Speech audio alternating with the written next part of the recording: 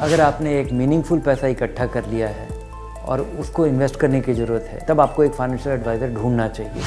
आपके एक्सपेक्टेशन को ठीक तरीके से सेट करने में भी एक सलाहकार आपकी मदद करेगा। उनका एक इम्पॉर्टेंट रोल ये होता है कि वो आपको आगाह कर पाएंगे कि आपको क्या क्या नहीं करना चाहिए। सो वेलकम बैक टू निवेश का बड़ा सवाल and a very very happy new year to all of you.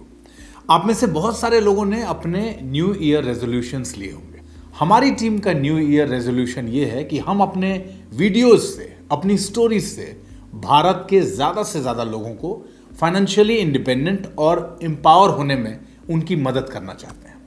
अच्छा, आपने ध्यान दिया होगा कि कोई कंपनी हो, कोई इंडिविजुअल डिस्ट्रीब्यूटर हो या कोई अपना फाइनेंशियल प्रोडक्ट मार्केट में प्रमोट करने वाला व्यक्ति हो, ये लोग अपने आप को एडवाइजर्स कहते हैं और इनकी बात में आके उसे मान के बहुत सारे लोग खुद को बड़े रिस्क जोन में लेकर चले जाते हैं और अपना नुकसान भी कर बैठते हैं।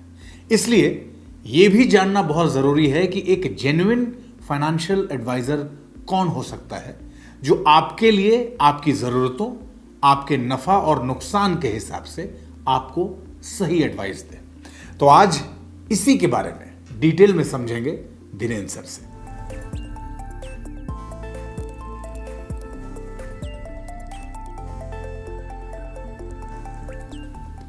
सर, स्वागत है।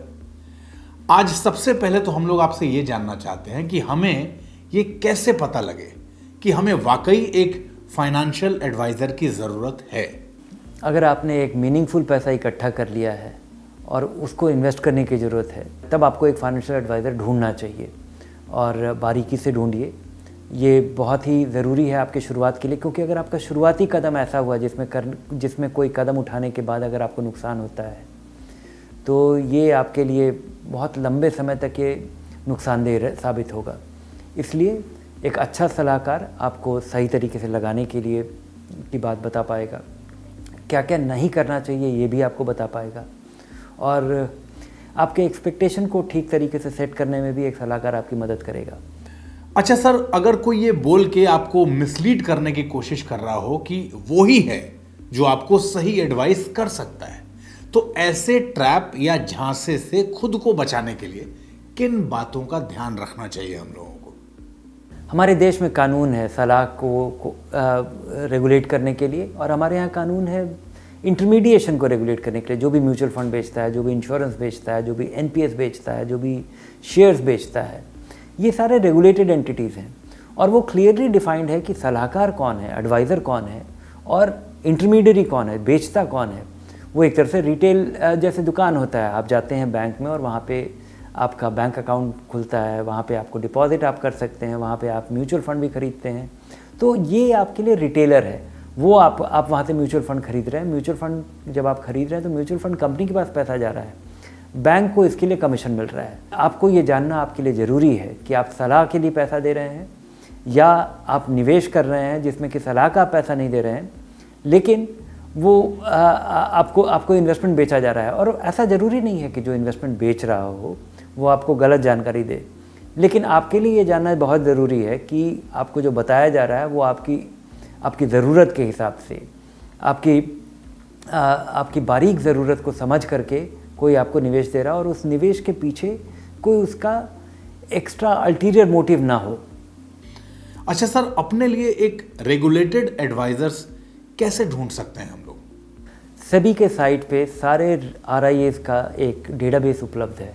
आप जाइए सेबी के वेबसाइट पे sebi.gov.in और यहाँ पर आप RIA का डेटाबेस आप ढूंढ सकते हैं। आप वो सर्चेबल डेटाबेस है और देखिए कि आपके इलाके में, आपके मोहल्ले में, आपके शहर में कितने एडवाइज़र हैं और उनसे आप संपर्क साध सकते हैं और उनसे आप कई सवाल पूछ सकते हैं वो ये निर्धारित करने के पहले कि आप किसकी सलाह लें, कि उनके निवेश का आधार क्या है, उनका बैकग्राउंड क्या है। आप किसी से रेफरेंस भी चेक करा सकते हैं। वो अगर अपने किसी दूसरे इन्वेस्टर का रेफरेंस दे पाए जिनसे आप पूछ पाएँ कि उनका एक्सपीरियंस कैसा रहा है। अच्छा सर, तो अब आखिर में ये भी बता दीजिए कि किसी को अपना फाइनेंशियल एडवाइज़र बनाने का तय करने से पहले हमें क्या क्या सवाल पूछने चाहिए उससे? एक अच्छे सलाहकार की सबसे आसान पहचान ये है कि आप जो भी आप सवाल पूछे उनके पास वो आपको ट्रांसपेरेंटली आपको ये जवाब दे पाएँ। और उनका एक इम्पॉर्टेंट रोल ये होता है कि वो आपको आगाह कर पाएंगे कि आपको क्या क्या नहीं करना चाहिए, क्योंकि बाज़ार में लोगों का नुकसान होता है अक्सर किसी अपॉर्चुनिटी को मिस करने से नहीं, बल्कि कुछ ऐसे कदम उठाने से जो कि आपको नहीं उठाना चाहिए था, और उससे अगर आपको वो बचा पाते हैं तो मुझे लगता है कि एक क्रिटिकल रोल होता है जिसको कि वो फुलफ़िल कर सकते हैं। बहुत बहुत धन्यवाद सर, इस पूरे टॉपिक पर एकदम आसान भाषा में हम लोगों को सब कुछ समझा देने के लिए। बसों या दूसरे किसी पब्लिक ट्रांसपोर्ट में यात्रा करते हुए आपने पढ़ा होगा, लिखा होता है यात्री अपने सामान की सुरक्षा स्वयं करें। तो फाइनेंशियल इंडिपेंडेंट और स्मार्ट बनने के सफर में भी अगर इस मैसेज को याद करके रखिएगा ना, तो नुकसान से हमेशा खुद को बचा लीजिएगा। और अपने फाइनेंसेस को लेके, अपनी इन्वेस्टमेंट्स को लेके मन में कोई भी दुविधा हो, कोई भी प्रश्न हो, तो बेधड़क और बेझिझक धनक से पूछिए, और अपने प्रश्नों के उत्तर के लिए धनक को आज और अभी सब्सक्राइब कर लीजिए।